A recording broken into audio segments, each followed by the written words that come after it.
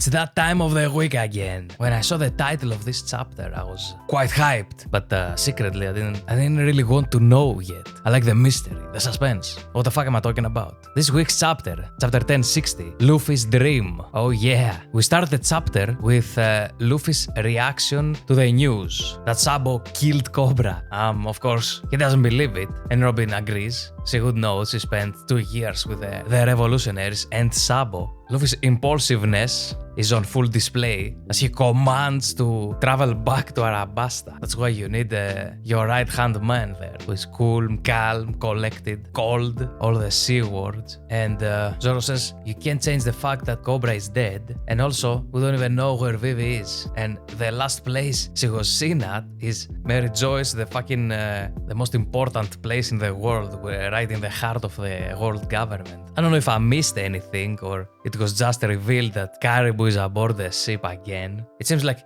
his preferred way of transportation is through a barrel. Hey, don't mock him. That's how this whole journey started, right? With Luffy on a barrel. Zoro asks Luffy if he wanna take the whole navy, but he should know the answer. He declared war on the world before. What do you expect? But Zoro is a chicken, and Sanji's, Sanji. Everybody starts reminiscing about the Arabasta arc, thinking about Vivi, but Zoro is there to bring them back to reality.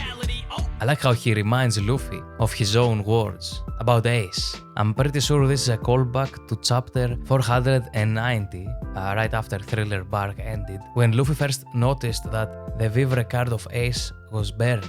But he didn't panic. He said that, don't worry about it, pretty much. That Ace doesn't wanna look weak, and that the next time they will meet, they will be enemies and stuff. As Zoro says, he trusted him. Until the point, though, that he actually needed help.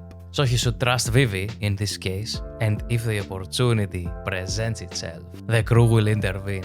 So that's possibly foreshadowing for future events. And we have another callback to chapter 217, where the crew was saying that they miss Vivi, except Zoro, who said that, quit crying, you should have forced her to come if you miss her that much. And then, they insult him in turns. Like in this chapter, where they call him Green Kaido and Green Mom or whatever, I don't know. Luffy hears about the Cross Guild after the abolishment of the warlords, and that Baggy became an emperor like himself. And it seems he's not a believer yet. He thinks it's a mistake. There is more news about people that we know of, but Luffy doesn't want to hear about it. So he won't know about Boa or Kobe, I guess. Luffy's confident of Sabo's innocence, and that Sabo just wants to ensure that other people don't get their freedom taken, like he did. Because of his strict parents that had a set course, I guess, for his life. It's time to address the title of the chapter. We start by seeing Sabo expressing his dream to see the world and write a book, apparently. And now it's Luffy's turn. He says that, and then it's cut off. As I said before, I'm kinda glad that we don't learn it yet. I feel like it's a spoiler. I don't know. I think we should discover it when it's about to materialize, But we do see the reactions of everyone, including the ship. The Sun is also surprised. I like the inclusion because Sunny doesn't really feel like a character in the way that Mary did. Rest in peace. Everyone has a kind of unique reaction, but mostly surprise. I see some admiration. I see some mocking from Sanji, confusion. I don't know. I'm just saying words. Now, what is Luffy's true dream? I like a theory from Arthur from Library of Ohara about a party with the whole world. I think it's thematically appropriate and something that would be in character for Luffy. What we do learn about it is that most of the crew thinks it's impossible. The thing is, I don't really understand why becoming a king of the pirates is a prerequisite. Isn't that just a title? I mean, okay, it's not just a title per se, because you have to find the One Piece. It's not just that you are on the apex of the pirate world. But Luffy shouldn't have an idea about the nature of One Piece. So that's not a requirement then for his dream to actualize. So then what is it about becoming the king of the pirates? Maybe it's the journey, the cliché. In order to become the king of the pirates, you pretty much have to circumnavigate the entire world. And doing that, you're meeting a lot of different people, different cultures. You visit the islands, and all that. So if you think about the party with the whole world, for example, that would help you because you can have literal kingdoms, nations, organize a party across the world and I don't know, man. I'm just thinking out loud. Or talking, I guess you could say. What's the difference? I'm thinking out loud, I'm talking. Whatever. Also, if you become the king of the pirates, you would learn about the true history of the world. But if that somehow would help Luffy's dream, then why the fuck does Luffy in the entire story is never interested in hearing about the history? He's always fucking sleeping or going on a walk or something when someone is talking about the past. I guess I will make a theory if I have more interesting thoughts. Usopp is the one person that seems to believe more than anyone else that this shit is impossible. And Luffy confirms that he told Ace, Sabo, of course, and Shanks that we also knew. And that's what Shanks told Rayleigh, that he heard one boy from a village in East Blue saying the same words that our captain did. They all laughed at him, but who's laughing now? I like Luffy's demeanor. Everyone's laughing or saying, this is ridiculous, this is unobtainable, unachievable. I hope that's a word. And Luffy's like, that's what I want. Nami says that it is something in alignment with Luffy's nature, but that doesn't really help us, I don't think. And Frankie says that we better get that fucking last road poneglyph to go to Laughtail.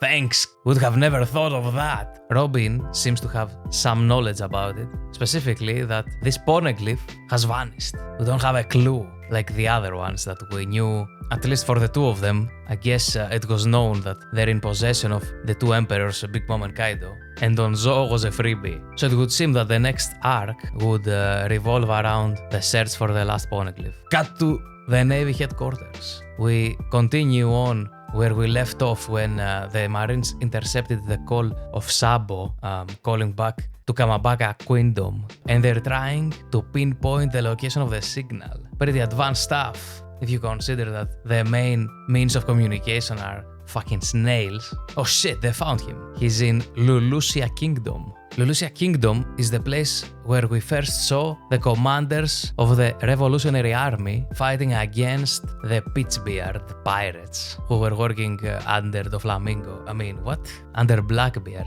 And with the help of Belo Betty, a rebellion was incited, and it was successful at overthrowing the king, as we learn now. It is also one of the places we saw in the cover story of Ace when he was trying to find Blackbeard. He passed through Lucia Kingdom and met Moda, a farmer girl milking cows and shit, that we actually saw again when the revolutionary commanders appeared there. Alright, back to the fucking chapter. We see the Gorosei discussing, unlucky or fate, that Sabo ended up there. We also get a shot of Imu in the flower room, as always, chasing butterflies or something. Actually, it seems like Imu is holding something again, or trying to touch a butterfly. Either or. Cut to Kamabaka Queendom. Sabo expresses his innocence, everybody seems to believe him, but also he's about to drop a truth bomb, a revelation. Meanwhile, in Lucia Kingdom,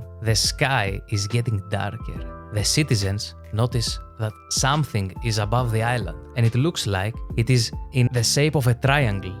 We see that the king is now in prison alongside his daughter, who back in Reverie, Kobe saved when he made his reintroduction. The king is saying that they will regret this when the navy finds out what happened. We'll see about that. We see Imu in silhouette, of course, but this time with both eyes open. That's a step forward. Sabo is about to reveal Imu's existence to the revolutionaries. He's saying that the empty throne was not empty. He saw, what did he see? He gets interrupted because the unidentified flying object is shooting down fucking beams and it destroys the whole fucking island. The government, of course, saying that nothing weird happened today. Looking the other way. The Lulusia Kingdom, the whole country, never fucking existed in the first place. This is probably what happened to God Valley because they said that it got removed off the map. And quite literally, we saw before the Lulusia Island on the map got crossed out and then annihilated.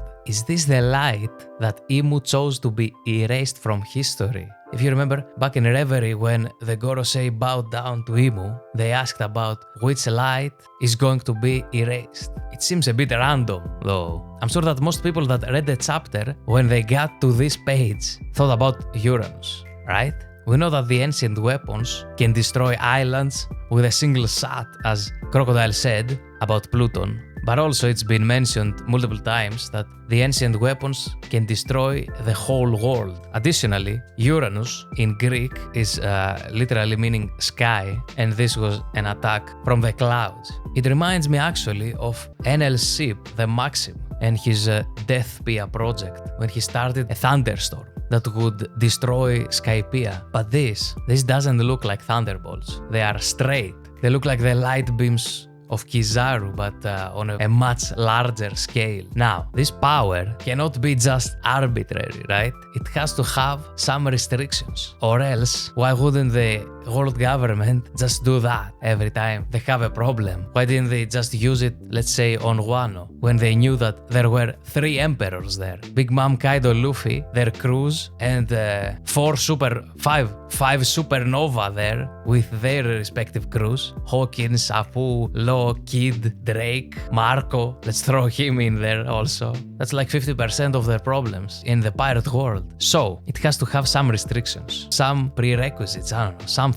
You can't just use it, you can't just spam this. What would be the point of a Buster Call then, if you can do that? If you can press a button and have an island disappear? Why then wouldn't they do that back in Ohara? And it's not because they wanted to rescue the people, since the ship with the rescued citizens were fucking blown up from Akainu. But I guess Akainu then acted on his own. I'm having an argument with myself here. But still, what I said stands. There's no way this can be used whenever and wherever Imu wants. By the way, did I say that it looked like a fucking spaceship in the air hovering above Lulusia Kingdom? Now, is there any way anyone has survived after that? It would be weird for Sabo to die there. The thing is, if he survived the initial impact, how would he not end up at the bottom of the sea? I don't remember, could he fly with his fire abilities? If you use the fire as a propeller, you know, in his legs or something, like a jetpack. The communication with Sabo is lost, but that doesn't mean that he's dead. But the dead then Musi snail is another story. And lastly, we see the Sunny approaching a winter island, it seems. It's snowing, it's winding, it's freezing, you know, winter shit. Chopper wears a straw hat that Tama gave him. That makes sense, since Tama was from Amigasa village, where they make straw hats. Anyway, Luffy sees something weird ahead, the sea defying gravity, whatever the fuck that is. And as Nami instructs Jinbei to get the fuck out of there, Luffy detects someone trapped in the water. And Sanji, even more specifically, detects that it's a woman. I mean, we have seen this talent of Sanji's before. I remember back in Punk Hazard, when he went to save Tashigi, he said that he heard a woman's tears falling on the ground. Something like that. Zoro has a solution for every problem. Cut it in half. He uses a one-sword style attack, Bird Dance, which I thought initially is a new move, but according to the wiki, he used it against Hody Jones in Fishman Island. Chopper comes out and gets low-diffed by the wind. I like the commitment to the joke by Oda. Luffy grabs Chopper in the air, but gets blown away too. And this whole thing leads up to the escape of the trapped individual from the current. Would you look at that? Jewelry Bonnie. As they say, there are plenty of fish in the sea. So that's what they meant. This is how you find women, huh? I should take a note.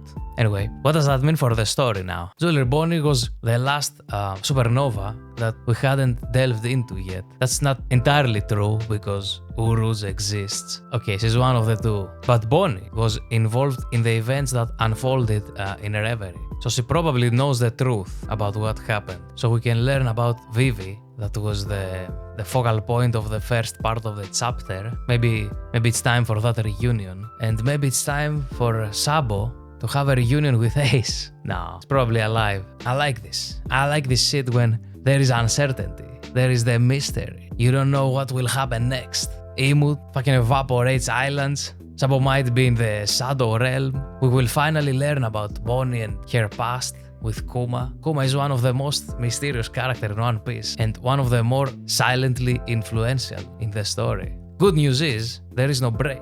So, we'll find out more about this shit sooner rather than later. Until then, see you and peace.